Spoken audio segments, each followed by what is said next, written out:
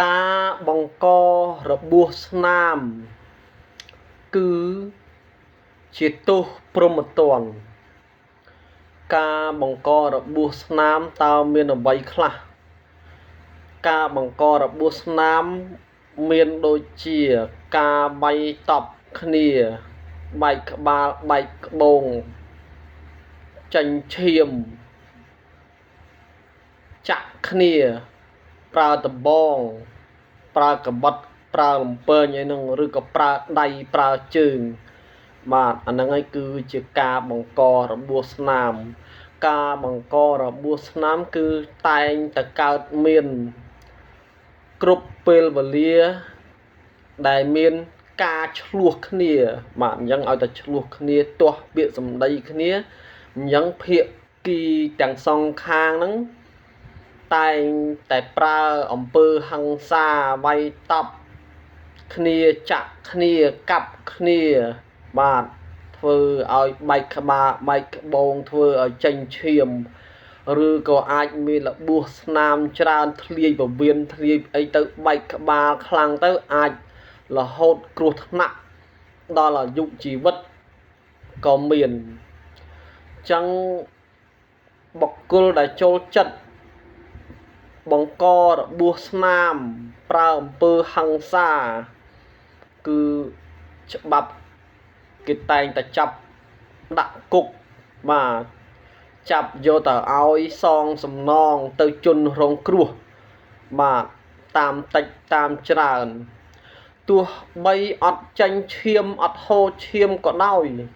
បាទតវាយគេមួយដៃដាក់គេមួយដបងចាក់គេមួយកបិតបាទអាហ្នឹងហើយ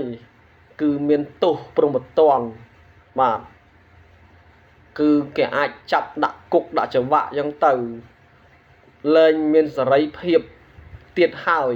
បាទអញ្ចឹងទៅនៅក្នុងគុកបាទហ្នឹងហើយបើសម្លាប់គេគ្រោះថ្នាក់ដល់ជីវិតគេបាត់បង់ជីវិតគេអាហ្នឹងយើងជាប់គុកមួយជីវិតអីចឹងទៅបាទបើយើងធ្វើឲ្យគេខ្វិនពិការរស់ស៊ីមិនកើតចិញ្ចឹមជីវិតមិនកើតអាហ្នឹងយើងត្រូវតែទទួលខុសត្រូវចិញ្ចឹមគេព្យាបាលជំងឺគេរហូតដល់ថ្ងៃគេស្លាប់បាទអាហ្នឹងយើងត្រូវទទួលខុសត្រូវបាទអញ្ចឹងបុគ្គលដែលចូលចិត្តប្រើអំពើហិង្សាចូលចិត្តបង្ករបួសស្នាមអត់រួចពីកំណប់ដៃសមត្ថកិច្ចទេបាទឆ្លោះគ្នាអីអាងតែប្រើអំពើហិង្សាវាយតប់គ្នាកាប់គ្នាចាក់គ្នាទាត់ធាក់គ្នាបាទបតាក្រមងុយគាត់មានកំណាព្យមួយអាងព្រើលអាងប្រាជ្ញអាងកោងអាងកាច់អាងកាប់អាងចាក់អាងជើងអាងដៃអាងវាយអាងធាក់អាងគុកច្រវាក់អាងម៉ាស៊ីនកាត់កបាទអាហ្នឹងតាអាងអំពើហិង្សាអាងវាយតប់គ្នាហើយគឺជាប់ច្រវាក់ជាប់គុកហើយបាទជាទោសព្រហ្មទណ្ឌអញ្ចឹងកន្លែងណាដែលយើងអាចខន្តីបានអត់ធ្មត់បានគឺអត់ធ្មត់ទៅតែជួនកាលភាគីម្ខាងអន់ភាគីម្ខាងទៀតខ្លាំងបាទជួនកាលភាគីទាំងពីរហ្នឹងខ្លាំងដូចគ្នាក៏មានបាទអាហ្នឹងវាមានគ្រប់សន្តានគ្រប់ករណីបាទអ្នកណាក៏គេចេះវាយតប់គ្នាដែរបាទចេះវាយតប់គ្នាដូចតែគ្នានឹងប៉ុន្តែគ្រាន់ថាគេខ្លាចច្បាប់បាទខ្លាចខាតពេលវេលាវាអត់បានរកស៊ីអីបាទអាឡ័យតឡើងចុះទៅតឡាការទៅឃុំទៅស្រុកដោះស្រាយនឹងប្តឹងផ្ដាល់នឹងខាតការងារខាតពេលវេលាអាស្រ័យក៏មិនបានធ្វើស្មៅគូក៏មិនបានទៅរកអាលុយក៏មិនបានទៅរកបើជាពាក់គេទៀតបានលុយណាសងគេបើឡៃតែប្តឹងផ្ដាល់បាទអាហ្នឹងវាអញ្ចឹងគេចេះវាយតប់គ្នាដូចតែគ្នាហ្នឹង បាទយើងកុំអាងថាខ្លួនឯងបកកែខ្លាំងអីយោបាទអាងអីអញវាយឯងលេងបាទអញ្ចឹងអ្នកណាក៏គេចេះវាយដែរបាទហើយបើយើងបកកែយើងឡើងវាយនៅក្នុងកម្មវិធីបដាលទៅបាទវាយយកពៀនវ័នវាយយកសេកវ៉ាត់អីមើលបាទអាហ្នឹងយើងបកកែហើយបើយើងបកកែមួយទៀតយើងទៅវាយជាមួយនឹងខ្មាំងសត្រូវឈ្លានពានទឹកដីយើងលួចទឹកដីយើងបាទបរទេសដូចជាថៃអីហ្នឹងសៀមអីហ្នឹងបាទវាឈ្លានពានយើងបាញ់កំតិចវាយកំតិចប្រាសាទព្រះវិហារយើងបាទធ្វើឲ្យមានជនភៀសសឹកអត់មានផ្ទះមានសបែងនៅបាទអាហ្នឹងយើងទៅវាយអាហ្នឹងបាទយើងមិនត្រូវមកវាយអាកន្លែងដែលរកស៊ីកន្លែងដែលមានសន្តិភាពរកស៊ីលក់ដូររាល់ថ្ងៃហ្នឹងរត់ម៉ូតូឌុបរាល់ថ្ងៃហ្នឹងយើងវាយស្អីបាទហ្នឹងបានស្អីមកវិញបានតែជាប់គុកជាប់ច្បាប់ហ្នឹងបាទហើយកុំថាវាយគេឲ្យអត់ចេញឈាមអត់អាយះសាច់គេក៏គេវាស់វែងអត់ដឹងគេធ្វើកសលបច្ច័យអត់ដឹងបាទ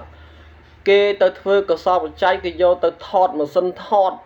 បាទមានសណាមកយ៉ាវដៃនៅជាប់នឹងស្លាកស្នាមនៅជាប់នឹងហើយយើងមើលតែភ្នែកទៅទេវាអត់ឃើញទេរួចខ្លួនហើយហ្នឹង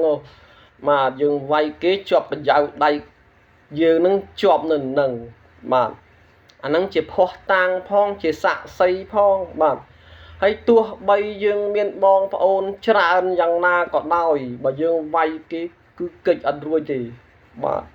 បងប្អូនយើងកាន់ជើងថាងអត់ឃើញវាវាយផងបាទហ្នឹងហើយកុំថារួចខ្លួននៅតែគេពិនិត្យធ្វើកសលបច្ច័យឃើញអញ្ចឹងមានស្លាកស្នាមមានកញ្ចៅដៃជាប់នៅសាច់ជន់រងគ្រោះហ្នឹងបាទគឺកិច្ចអត់រួចទេបាទអញ្ចឹងសូមធ្វើការជៀសវាងបាទកុំដើរចូលផ្លូវហ្នឹងបាទដូចជាជេរម៉ែគេអីហ្នឹងជេរម៉ែគេជេរម្រាយគេអីហ្នឹងបាទហ្នឹងហើយវាសុទ្ធតែខុសបាទហ្នឹងហើយយើងវាយគេក៏វាខុសដែរបាទខុសនឹងច្បាប់បាទហើយយើងបងប្អូនយើងកំកាន់ជើងបាទកំកាន់ជើងបងប្អូនគ្នាខ្នងយើងបាទកាន់ជើងតែត្រូវបានហើយបាទខុសកំកាន់ជើងបាទយើងខំប្រឹងរត់តលុយទៅខំប្រឹងតាប្រកបមុខរបររកស៊ីចិញ្ចឹមជីវិតទៅបាទអ្នកខ្លះឃើញគេជេរម៉ែគេអីចឹងអូកាន់ជើងថាំងវាលយវាជេរម៉ែគេអាមួយនោះវាឲ្យហ៊ានតទេឲ្យអានោះជេរម៉ែបានតាមចិត្តបាទហើយអាមួយទៀតកាន់ជើងហ្នឹងឃើញអាមួយហ្នឹងវាយអាមួយហ្នឹងថាអាមួយហ្នឹងខ្លាំងបាទហ្នឹងវាវាយគេវាបកកែបាទទៅកាន់ជើងចឹងបាទហ្នឹងអាកាន់ជើងហ្នឹងហើយធ្វើឲ្យវាខូចធ្វើឲ្យវាបានចិត្តបាទដូចជនពិការខ្លះអីអាងតែខ្លួនឯងជនពិការតែវាយគេមានសមត្ថភាពវាយគេបាទវាយគេឲ្យបែកមាត់បែកអីចេញឈាមចេញអីចឹងទៅបាទហើយគេនោះគេចេះតែយោគយល់ជនពិការកុំឆ្លោះជាមួយជនពិការជនពិការអីវាចេះវាយគេអញ្ចឹងមានសមត្ថភាពវាយគេបាទហ្នឹងយើងត្រូវប្តឹងវាដាក់គុកទៅយកលុយវាចាយទៅបាទត្រូវឲ្យវាសងជំងឺចិត្ត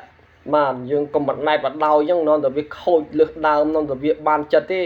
វាអាងអីបន្តិចវារត់តែចលវាយគេហ្នឹងបាទហ្នឹងហើយប៉ះចំគេអ្នក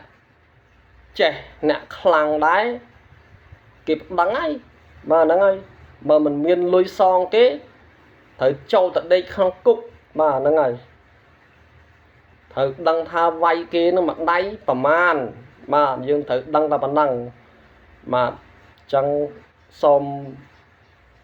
អរគុណបាទសូមឲ្យជូនពរហេងហេងងៅហេងសូមអរគុណសន្តិភាព